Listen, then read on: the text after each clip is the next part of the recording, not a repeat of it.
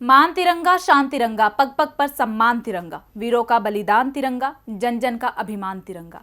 हर भारतीय के लिए राष्ट्रीय ध्वज उसका मान और प्रतिष्ठा है। जब किसी के मान पर आवाज उठाई जाती है, आंखों में आक्रोश साफ दिखाई देता है। और अगर तिरंगे पर कोई आवाज उठाए तो पूरा देश एक साथ खड़ा होकर उसे मुंह तोड़ जवाब देता है। लेकिन राष्ट्रीय ध्वज के मुद्दे पर आरएसएस अलग ही राग गाता रहता है। दूसरों से बात बात पर देश प्रेम, संविधान प्रेम और तिरंगा प्रेम का प्रमाण मांगने वाला संघ ने क्या खुद कभी तिरंगे झंडे को अपनाया? संघ लंबे समय से संविधान के स्वरूप का विरोध करता रहा। संविधान ही नहीं बल्कि राष्ट्रीय ध्वज और राष्ट्रीय प्रतीक का भी विरोध करता रहा और अक्सर भगवा झंडा फहराने की मांग करता रहा। लेकिन देश संघ के झंडे को अपनाने के लिए तैयार नहीं है। संघ की विचारधारा को देश की अधिकांश जनता नकारती है। जब तक देश की सत्ता में कांग्रेस रही, संघ कभी भी तिरंगे का मुखर होकर विरोध नहीं कर पाया। पर अब जब बीजेपी सत्ता में है तो संघ की ओर से भगवा झंडे को तिरंगे की जगह फहराने की मांग उठने लगी है और बीजेपी भी कहीं ना कहीं संघ के प्लान को आगे बढ़ाने की कोशिशें कर रही है, क्योंकि बीजेपी नेता अपने बयान से ऐसा साफ साफ संकेत दे चुके हैं। नमस्कार, मैं हूं आंचल कादियान। आप देख रहे हैं हमारी स्पेशल रिपोर्ट, जिसमें हम बात करेंगे बीजेपी के नेताओं की ओर से उठाए गए देश के तिरंगों पर सवालों को लेकर। लेकिन उससे पहले हम आपको सुनवाते हैं एक बयान। ಹೇಳ್ತೀನಲ್ಲ, ಈ ದೇಶದಲ್ಲಿ ಭಗವಾ ಧ್ವಜಕ್ಕೆ ಇವತ್ತು ನಿನ್ನೆಯ ಗೌರವ ಅಲ್ಲ, ಸಾವಿರಾರು ವರ್ಷದ ಇತಿಹಾಸ ಭಗವಾ ಧ್ವಜಕ್ಕಿದೆ. ಭಗವಾ ಧ್ವಜ ಅಂತಿದ್ದಾನೆ, ಅದು ತ್ಯಾಗದ ಸಂಕೇತ. ಪ್ರತಿಯೊಬ್ಬ ವ್ಯಕ್ತಿಗೂ ಕೂಡ ತ್ಯಾಗ ಮನೋಭಾವನೆ ಬರಬೇಕು ಅಂತೇಳಿ ಆರ್ಎಸ್ಎಸ್ ನಲ್ಲಿ ಭಗವಾ ಧ್ವಜವನ್ನು ಪ್ರತಿನಿತ್ಯ ಅದನ್ನು ಮುಂದಿಟ್ಟುಕೊಂಡು ನಾವು ಪ್ರಾರ್ಥನೆ ಮಾಡ್ತೇವೆ. ये जिन्हें अभी आप सुन रहे थे, ये हैं बीजेपी के नेता और कर्नाटक सरकार के पूर्व मंत्री, मौजूदा विधायक के.एस. ईश्वरप्पा। इन्होंने जो बोला शायद आप में से कुछ दर्शकों को समझ नहीं आया होगा, तो हम आपको बता देते हैं कि ये कन्नड़ में बोल रहे थे और अब इसका हिंदी अनुवाद हम बताते हैं। ईश्वरप्पा का कहना है कि इसमें कोई शक नहीं कि आरएसएस का झंडा एक दिन राष्ट्रीय ध्वज बनेगा। भगवा बलिदान का प्रतीक है और इस सम्मान की शुरुआत ना तो कल से हुई है और ना ही आज से, बल्कि हजारों सालों से लोगों के मन में भगवा के प्रति सम्मान है।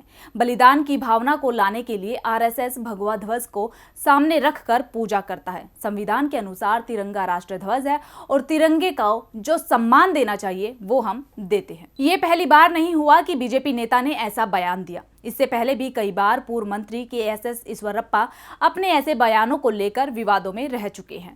जब उत्तर प्रदेश सरकार ने मदरसे में राष्ट्रगान अनिवार्य किया गया था, उस समय भी बीजेपी विधायक के.एस. ईश्वरप्पा ने दावा किया था कि अब हमारे देश में एंटी नेशनल भी राष्ट्रगान गाते दिखेंगे। उन्होंने आगे कहा कि जो समुदाय आतंकी तैयार करता है, अब उस समुदाय के लोग भी राष्ट्रगान गाएंगे। इस बयान के बाद सवाल उठता है कि आखिर ईश्वरप्पा किसे एंटी नेशनल बता रहे हैं? वो सीधे सीधे एक धर्म पर निशाना साधने की कोशिश कर रहे हैं। किसी का धर्म भले ही अलग हो सकता है, लेकिन ये देश सभी का है। लेकिन राजनीति के चलते ईश्वरप्पा ने नाम लिए बिना ही मुसलमानों को एंटी नेशनल बता दिया।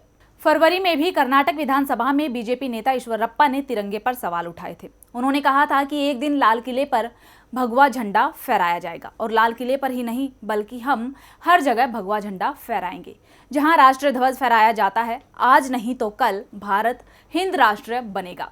वो यही नहीं रुके। बीजेपी नेता ने आगे कहा, सैकड़ों साल पहले भगवान रामचंद्र और मारुति के रथों पर भगवा झंडे थे, तब हमारे देश में तिरंगा झंडा था।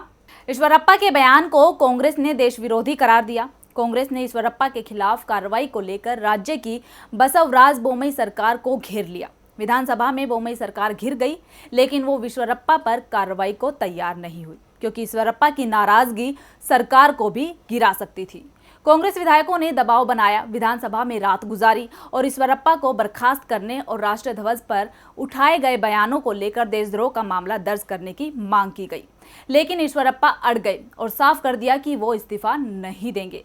अपने बयानों पर सफाई देते हुए उन्होंने कहा कि उनके किसी भी कारण से इस्तीफे देने का सवाल नहीं उठता है और वो एक देशभक्त हैं जो आपातकाल के दौरान जेल गए थे। विपक्ष के विरोध करने दे, मैं नहीं हटूंगा।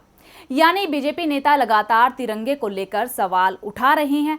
तो क्या अब इन बयानों को संकेत समझा जाए कि आने वाले समय में बीजेपी ये फैसला ले सकती है कि भगवा झंडे को तिरंगे की जगह दे दी जाए? इससे पहले कर्नाटक के राष्ट्रीय स्वयंसेवक संघ नेता कलड़ा का प्रभाकर भट्ट ने दावा किया था कि अगर हिंदू एकजुट हो जाए तो भगवा ध्वज देश का राष्ट्रीय ध्वज बन सकता है और एक दिन भगवा ध्वज हमारी राष्ट्रीय ध्वज हो सकता है। उन्होंने ये भी कहा कि मौजूदा तिरंगे झंडे से पहले कौन सा झंडा था। इससे पहले ब्रिटिश झंडा था। हमारे देश का झंडा एक हरा तारा और चांद हुआ करता था। अगर राष्ट्रीय ध्वज को बदलने के लिए लोकसभा और राज्यसभा के अधिकांश सदस्य मतदान करते हैं तो ध्वज को बदला जा सकता है। हालांकि उन्होंने ये भी कहा कि अल्पसंख्यक समुदाय के तुष्टीकरण के लिए तिरंगे को मंजूर किया गया था। इसी तरह वंदे मातरम को खारिज करने के बाद राष्ट्रगान जन गण मन को मंजूरी दी गई थी। हालांकि विपक्ष इन बयानों का विरोध कर रहा है। बता दें कि किसी भी देश का ध्वज इतिहास और परंपराओं से निर्धारित होता है। भारत का ध्वज भी इसका अपवाद नहीं है। हमारे राष्ट्रीय ध्वज तिरंगे का भी एक गौरवपूर्ण इतिहास रहा है। कांग्रेस के बेजवाड़ा अधिवेशन, जो अब विजयवाड़ा के नाम से जाना जाता है, आंध्र प्रदेश के एक युवक पिंगली वेंकैया ने एक झंडा बनाया और उसे गांधी जी को दे दिया। ये ध्वज दो रंगों का बना था, लाल और हरा रंग, जो दो प्रमुख समुदाय यानी कि हिंदू और मुस्लिम का प्रतिनिधित्व करता है।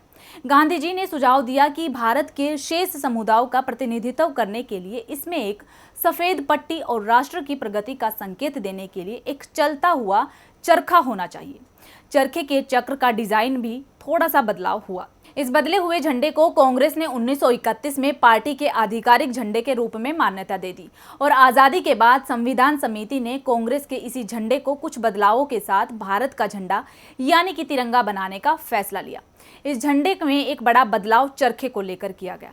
कांग्रेस के झंडे के बीच में जो चरखा था उसकी जगह तिरंगे में अशोक चक्र को लगा दिया गया। इस झंडे को पहली बार देश की आज़ादी से कुछ दिनों पहले 22 जुलाई 1947 के दिन आधिकारिक तौर पर फहराया गया था। आज़ादी के बाद भारत एक धर्मनिरपेक्ष देश बन गया। इसीलिए झंडे के रंगों की धर्म के आधार पर व्याख्या को बदल दिया गया। कहा गया कि इस झंडे के रंगों का धर्मों से कोई लेना देना नहीं है। केसरिया को साहस और बलिदान का प्रतीक माना जाता है। सफेद रंग को शांति और सच्चाई का प्रतीक कहा जाता है, जबकि हरा रंग संपन्नता का प्रतीक होता है। वहीं अशोक चक्र को धर्म चक्र का प्रतीक है। तब से अब तक भारत के झंडे में कोई बदलाव नहीं हुआ, लेकिन केंद्र में जब से मोदी सरकार आई है, संघ के समर्थन में बीजेपी नेता तिरंगे के खिलाफ बयान देने लगे हैं।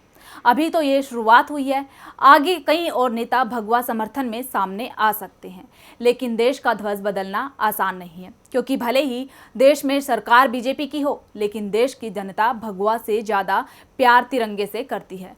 वो उसमें कोई बदलाव बर्दाश्त नहीं करेगी। देशवासियों के तिरंगे से इसी प्यार के चलते मोदी सरकार के मंत्री तिरंगे की जगह भगवा का समर्थन करने का दावा नहीं कर पा रहे हैं। फिलहाल हमारी स्पेशल रिपोर्ट में सिर्फ इतना ही। देखते रहिए DV लाइव। नमस्कार।